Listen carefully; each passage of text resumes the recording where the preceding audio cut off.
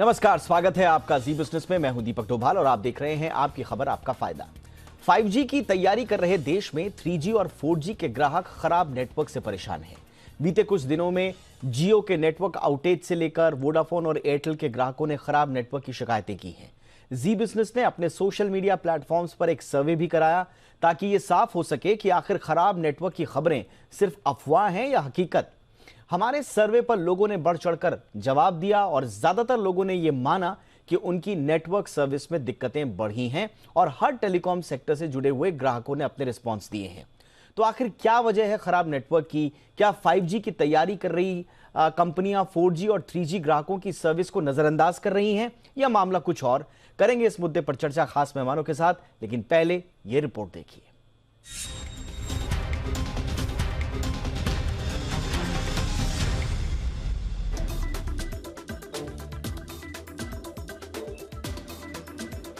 रिलायंस, जियो और एयरटेल ने देश के कई शहरों में 5G सेवाएं शुरू कर दी हैं। हालांकि ऐसा डर है कि दूरसंचार कंपनियों द्वारा इस्तेमाल किए जा रहे 5G बैंड से हवाई जहाजों में नेविगेशन सिस्टम प्रभावित हो सकते हैं। यही वजह है कि DGCA यानी नागर विमानन महानिदेशालय और नागरिक उड्डयन मंत्रालय ने एयरपोर्ट के पास के इलाकों में 5G सेवाओं के लिए बेस स्टेशन नहीं बनाने के लिए कहा है। अचरज ये है कि सरकार ने इससे जुड़ी चिंताओं को पहले खारिज किया था, लेकिन अब खुद कंपनियों को एयरपोर्ट्स पर बेस स्टेशन बनाने के लिए मना कर दिया। दिक्कत एयरपोर्ट से ही जुड़ी नहीं है। बीते कुछ वक्त से आम यूजर्स नेटवर्क संबंधी शिकायत कर रहे हैं। सबसे बड़ी शिकायत हाल ही में जियो के नेटवर्क में देखने को मिली, जब मंगलवार को नेटवर्क ही ठप हो गया। आम यूजर्स ने सोशल मीडिया पर आकर शिकायत की तो काफी वक्त बाद सेवाएं शुरू हो पाई। इसी साल फरवरी में मुंबई सर्किल के कई इलाकों में जियो की सर्विस ठप पड़ गई थी। ताजा आउटेज क्यों हुआ, इसका कोई स्पष्ट कारण कंपनी ने नहीं बताया, लेकिन कुछ रिपोर्ट्स में इस तरह की चर्चा जरूर हो रही है कि कंपनी की ओर से 4G टावर्स को 5G में माइग्रेट करने की प्रक्रिया की वजह से ऐसा हो रहा है। जी बिजनेस भी आउटेज के 5G कनेक्शंस के दावे की पुष्टि नहीं करता, लेकिन शिकायतों के बाद हमने अपने सोशल मीडिया पेजेस पर सर्वे जरूर किया। लोगों ने शिकायत की कि रिलायंस, जियो ही नहीं बल्कि एयरटेल जैसी कंपनियों की सेवाएं ठीक से काम नहीं कर रही हैं, जिसके चलते लोग परेशान हैं। कई लोग कॉल ड्रॉप की परेशानी झेल रहे हैं तो कई यूजर्स फोन तक नहीं कर पा रहे हैं। कई लोगों को मैसेज करने तक में समस्या आ रही है। यूजर्स सोशल मीडिया पर भी इसकी शिकायत कर रहे हैं, लेकिन कंपनियां कोई रिस्पांस नहीं दे रही हैं। खबर लिखे जाने तक जी बिजनेस के सर्वे में हजारों लोगों की प्रतिक्रिया आ चुकी है, जिसके रिस्पांस में ज्यादातर यूजर्स नेटवर्क की समस्या से परेशानी की बात स्वीकार कर रहे हैं। जी बिजनेस ने टेलीकॉम कंपनियों से भी नेटवर्क समस्या को लेकर ईमेल के जरिए सवाल पूछा, मगर खबर लिखे जाने तक उनकी तरफ से कोई भी प्रतिक्रिया नहीं आई है। कंपनियां ये नहीं बता रही हैं कि 3G और 4G सेवाएं क्या अचानक प्रभावित हुई हैं या ये आम समस्या है। ये भी पड़ताल का विषय है कि क्या 5G सेवाओं के ट्रायल के चलते 3G और 4G की सेवाएं प्रभावित हो रही हैं। टेलीकॉम कंपनियों को इस पर स्थिति साफ करनी चाहिए ताकि 5G को लेकर आम लोगों के मन में कोई आशंका से भरी धारणा जन्म न ले। ब्यूरो रिपोर्ट, जी मीडिया। बहुत ही खास मेहमान इस वक्त हमारे साथ जुड़ चुके हैं आज की चर्चा के लिए। परिचय सबसे पहले आज के मेहमानों का करा दें। हमारे साथ हैं विराग गुप्ता जी, जाने माने एडवोकेट है सुप्रीम कोर्ट में। बहुत बहुत स्वागत है विराग जी आपका। हमारे साथ हैं विमल वाखलू जी, जो कि पूर्व CMD हैं TCIL के। विमल सर, बहुत बहुत स्वागत है आपका। और हमारे साथ है Anil Kumar, editor in chief हैं टेलीकॉम लाइव के। अनिल जी, आपका भी बहुत बहुत स्वागत है। अनिल जी, मैं चर्चा की शुरुआत आपसे ही करना चाहूँगा, क्योंकि अभी तो ये सोशल मीडिया पर ही इस तरह की चर्चा है और कई लोग इसका कनेक्शन जो है, खास तौर से जो मंगलवार को जियो का आउटेज हुआ, कई लोगों ने इस पर एक थ्योरी गढ़ी कि साहब क्योंकि माइग्रेशन हो रहा है 4G का 5G में, कंपनी इसमें व्यस्त है तो संभवतः उस वजह से ये प्रॉब्लम आ रहा है। क्या वाकई में 3G और 4G के कनेक्शंस खराब होने का 5G से कोई नाता है सर? ये डेफिनेटली नाता है कि जैसे 2G 3G से माइग्रेशन हुआ था 4G में, उस टाइम काफ़ी ये प्रॉब्लम्स आई थी। जब तक स्टेबलाइजेशन नहीं हुआ था तो ये प्रॉब्लम चलती रही।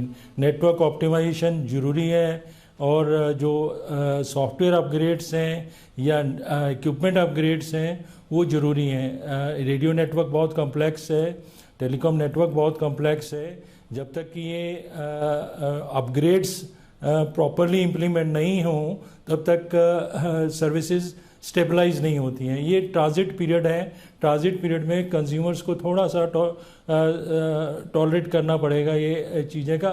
इमीडिएटली कोई प्रॉब्लम आती है तो कस्टमर केयर में बताएं ताकि वो अटेंड कर पाएँ।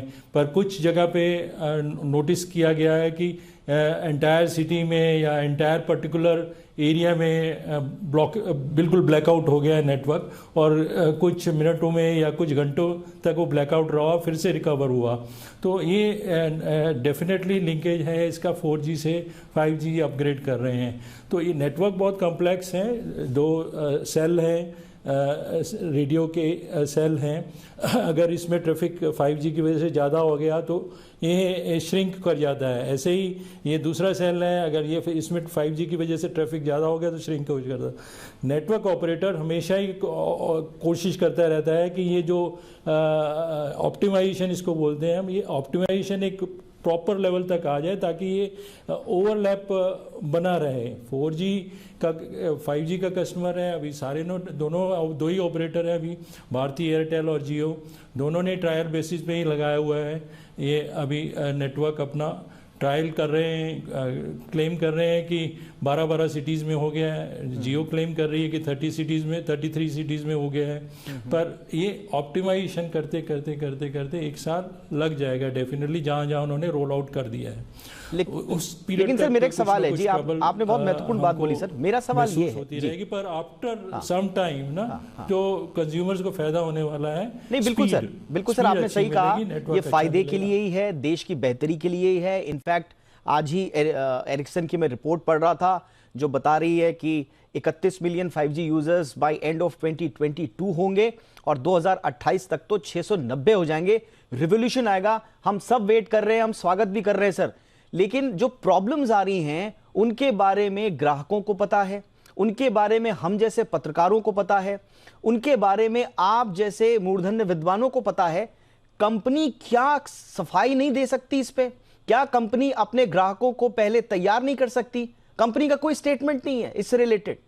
कंपनियों को आगे आने में प्रॉब्लम क्या है सर? कंपनीज को तो बताना चाहिए और ये चीज़ उनको ओपनली बतानी चाहिए। जनरली मेजर जो नेटवर्क अपग्रेड करते हैं तो ये जब बहुत कम ट्रैफिक होता है तो जनरली नाइट में, मिड नाइट में करते हैं ताकि 12 बजे से रात को काम शुरू हो, सुबह 3-4 बजे तक ख़त्म हो जाए अपग्रेडेशन का। उसके बाद लेकिन जब ट्रैफिक लाइव होता है, ट्रैफिक आता है, तो तभी पता चल पाता है कि ये प्रॉब्लम है। पर नोटिफाई कर देना चाहिए ऑपरेटर्स को भी, SMS के जरिए भी और व्हाट्सएप के जरिए भी कि ये प्रॉब्लम हमको इस 2-3 घंटे या 1 घंटे या 5 मिनट आई है, उसके लिए हम माफ़ी चाहते हैं और आगे से कोशिश करेंगे ठीक तरह से नेटवर्क हम चलाएं। पर कारण भी बता दें कि इस वजह से आई। एब्सोल्युटली स्वाभाविक एक्सपेक्टेशन है कंज्यूमर्स की। यस सर, ये कंज्यूमर का सवाल है, ये कंज्यूमर के अधिकार हैं, उनको एक इन्फॉर्म्ड आप होना जरूरी है। हमने जी बिजनेस ने सवाल भेजे हैं, इन कंपनीज का कोई अभी तक रिप्लाई आया नहीं है जब तक हम चर्चा कर रहे हैं। वाकलू सर, क्या इतना मुश्किल है? नहीं चाहिए, इन चीजों को छुपाना नहीं चाहिए, ओपनली बताना चाहिए कि ये प्रॉब्लम आई है। और एब्सोल्युटली सर, मैं वाकलू सर का भी इस पे टेक लेना चाहूंगा। वाकलू सर, थोड़ा सा गैर जिम्मेदाराना नहीं लगता है कंपनियों की तरफ से? कंपनीज को ग्राहकों को पहले से इन्फॉर्म करना चाहिए जब भी कोई शटडाउन वगैरह हो। तो ऐसा लगता है कि जो अभी रिसेंट प्रॉब्लम आई है, आप मेंशन कर रहे थे उसका मंगलवार को, उसमें 6 से 9 3 घंटे तक कंप्लीट नेटवर्क फेलियर था। सिर्फ शायद इंटरनेट सर्विसेज चालू थी, वॉइस और जो SMS सर्विसेज थी उन पे काफ़ी असर पड़ा था। तो ये नेटवर्क ब्रेकडाउन कभी कभी हो सकता है, ये रेगुलर फीचर नहीं है। लेकिन लोगों का ये भी कहना है कि कॉल ड्रॉप्स वगैरह काफ़ी बढ़ गई हैं और उसके लिए जब जो सर्विस प्रोवाइडर्स हैं उनसे वार्ता करते हैं तो वो बताते हैं कि मोबाइल टावर्स जितने होने चाहिए उतने हैं नहीं। मान लीजिए दिल्ली का ही लें तो यहाँ पे लगभग 36,000 के करीब होने चाहिए टावर्स, मोबाइल टावर्स। लेकिन अभी भी इनकी संख्या 28,000 के करीब है। तो ये जो कमी है ये तभी पूरी हो पाएगी अगर ठीक जगह टावर लगे, और उसमें कई कारण भी हैं, जैसे लोग अपनी सोसाइटीज में टावर लगाने नहीं दे रहे हैं क्योंकि वो EMF रेडिएशन वगैरह का थोड़ा इशू, अभी भी लोग इस पे पूरी तरह से आश्वस्त नहीं है कि कोई ऐसा दुष्प्रभाव नहीं पड़ेगा। तो ये कुछ कारण हैं, और इसके अलावा फाइबर बहुत जरूरी है 5G के लिए भी 4G के लिए भी। जब तक फाइबर नेटवर्क पूरी तरह से अच्छी तरह से बिछ नहीं जाता, वो भी एक कारण है। उसमें सर्विस प्रोवाइडर्स का कहना है कि अभी दिल्ली जैसी जगह में 1 किलोमीटर का लगभग 25 से 30 लाख रुपया ROW लिया जाता है। तो वो एक और चक्कर है, हालांकि इसमें कोई चारा नहीं है, अल्टीमेटली उनको करना पड़ेगा। लेकिन एक और समस्या है जो सर्विस प्रोवाइडर कहते रहते हैं जी, कि लोग सिग्नल्स को बढ़ाने के लिए बूस्टर्स का प्रयोग करते हैं। अब ये एक बड़ी समस्या है क्योंकि इससे क्वालिटी ऑफ सर्विस खराब हो जाता है। तो ये सब समस्याएं हैं, ये तो ऑपरेटर्स की तरफ से हैं, लेकिन इसमें जो TRI है जो कि क्वालिटी ऑफ सर्विस को देखने के लिए एक संस्था है, उनको भी इस पे विचार करना चाहिए, ध्यान से देखना चाहिए, क्योंकि अल्टीमेटली कस्टमर जो है वो सफर करता है। और इसके लिए कस्टमर के पास भी एक ऑप्शन है कि वो अगर कोई सर्विस प्रोवाइडर ठीक से सर्विस नहीं देता है और रिस्पॉन्ड नहीं करता है तो वो नंबर पोर्टेबिलिटी के अंडर उनको नोटिस देगा। तो लेकिन सर ये प्रॉब्लम जो है ना, आपने सही कहा, नंबर पोर्टेबिलिटी का अधिकार तो है ग्राहक के पास, लेकिन हमने जो लोगों से बातचीत की है उसमें किसी एक कंपनी ने नहीं, क्या जियो, क्या वी, क्या एयरटेल, क्या BSNL, MTNL, सारे के सारे ग्राहकों ने बोला है कि हमारी सर्विसेज खराब हैं और ये लगातार बढ़ रही हैं।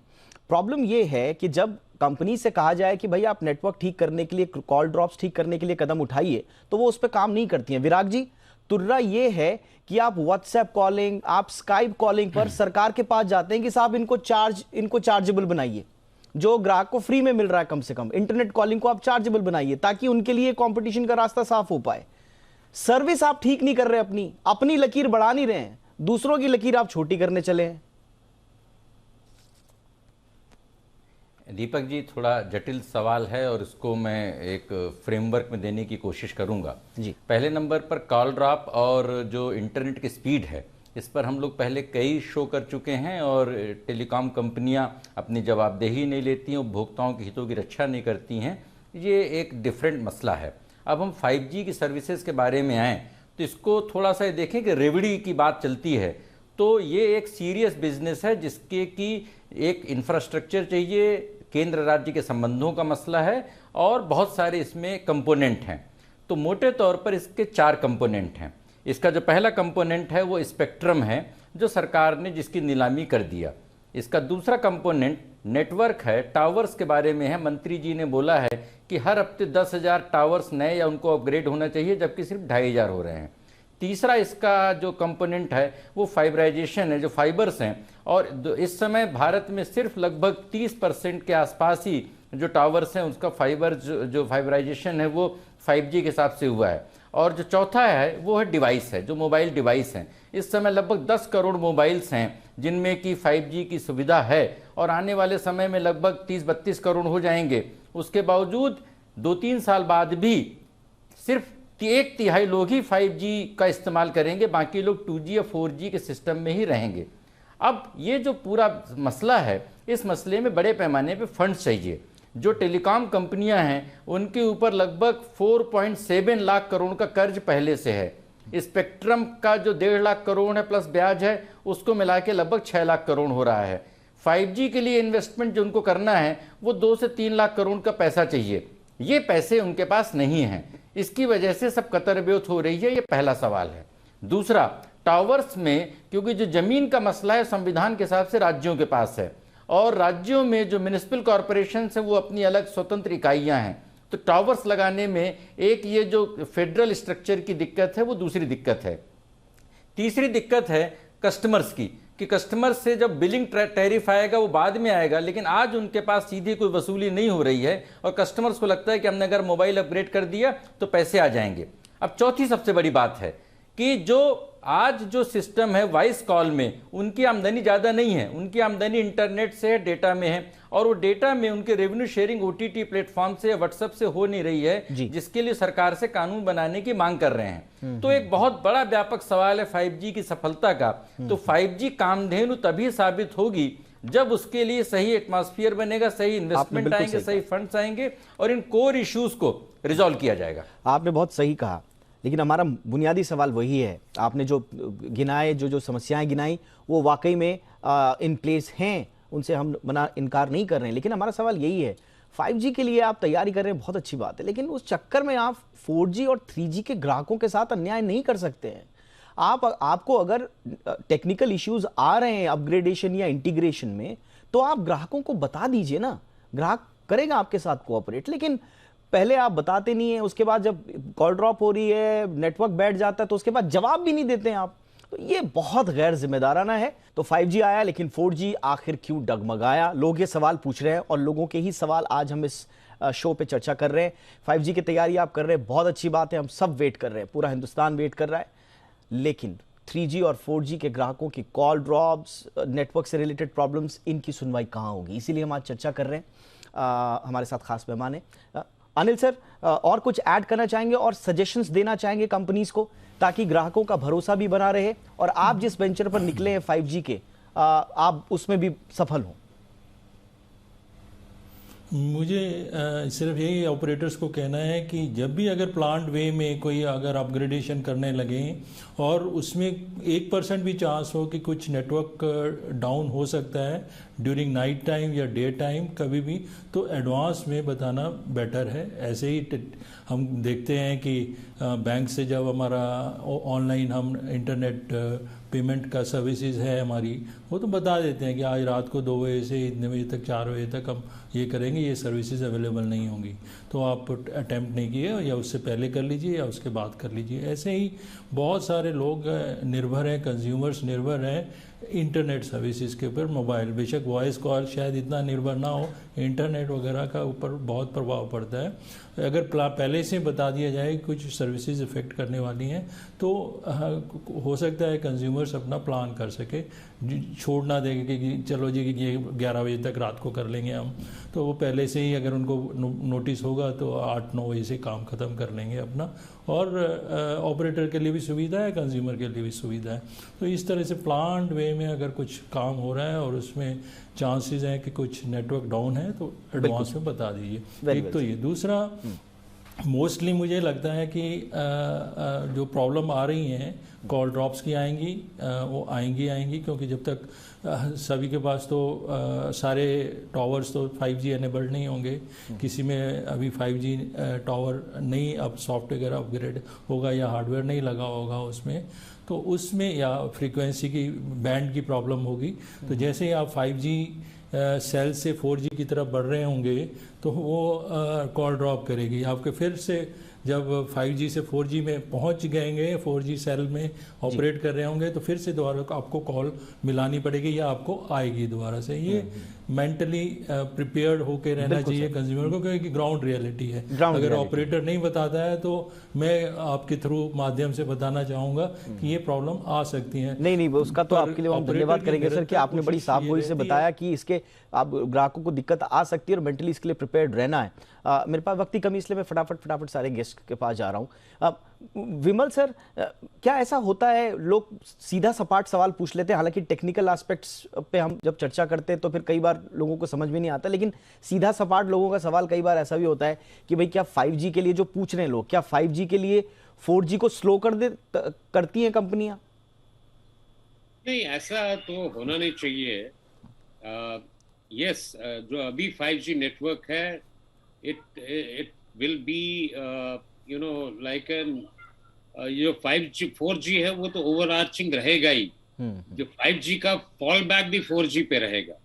और जो अनिल जी के दोनों पॉइंट है, उनसे पहले पॉइंट से मैं बिल्कुल सहमत हूं कि लोगों को बताना चाहिए कि ऐसे शटडाउन हो रहा है या कुछ, जब भी ये टीथिंग प्रॉब्लम्स आएंगी शुरू में, लेकिन दूसरा पॉइंट जो है उसमें ऐसा है कि ऑटोमेटिक फॉल बैक होना चाहिए 5G से 4G में, उसमें कॉल ड्रॉप नहीं आना चाहिए, क्योंकि बेसिकली जो नेटवर्क है वो स्ट्रक्चर्ड है कि ऑटोमेटिकली उसका फॉल बैक 4G पे आएगा, तो वो नहीं होना चाहिए। उसमें जो सर्विस प्रोवाइडर्स है उनको उस पर काम करना चाहिए ताकि वो ना हो।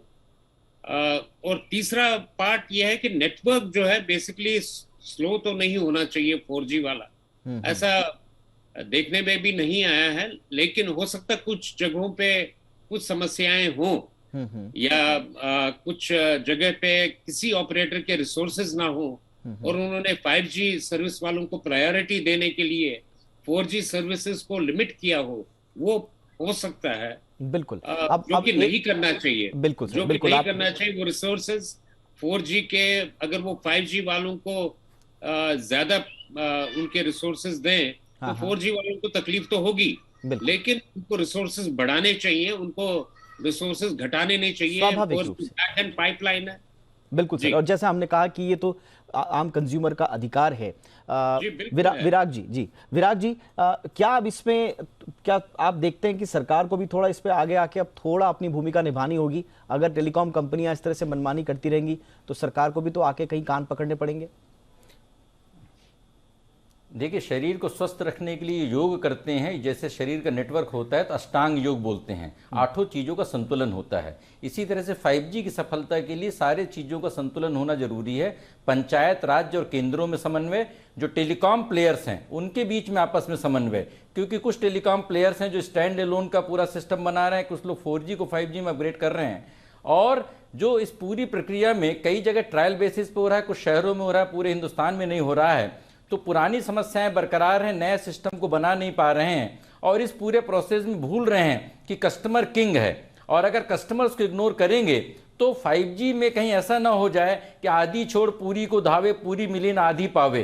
तो कस्टमर्स को अगर पूरी सुविधा नहीं मिलेगी, सेटिस्फाइड नहीं रहेंगे, तो 5G की सफलता के जो एक सब्जबाग हैं वो शायद सफल नहीं हो पाएंगे। कंपनियों को मुनाफा कमाने से पहले समझने की जरूरत है। बिल्कुल, आपने बहुत सुंदर शब्दों में आज के शो को समअप कर दिया। कंज्यूमर के ही एंगल से सारी कंपनी में सारी कंपनियों को अपनी आगे की जो भी रणनीति तय करनी है, हर्डल्स हैं। देखिए, हम जानते हैं टेलीकॉम सेक्टर के बारे में, हम जानते हैं, हम समझते हैं अंदर क्या क्या प्रॉब्लम्स हैं, हमने उन समस्याओं को उठाया भी है। लेकिन जब बात कंज्यूमर की आती है तो उसके अपने अधिकार हैं, उनके अधिकारों पर बट्टा यदि कंपनियां लगाएंगी तो फिर सवाल हम पूछेंगे ज़रूर। तो उम्मीद यही करते हैं कि कंपनी ज़्यादा जिम्मेदार बने, ज़्यादा पारदर्शी बने इस मुद्दे पर। बहुत बहुत शुक्रिया आप तीनों का, आपने वक्त निकाला। Vimal sir, thank you so much sir, आपने वक्त निकाला। विराग जी, बहुत बहुत शुक्रिया। अनिल सर, आपका भी बहुत बहुत शुक्रिया।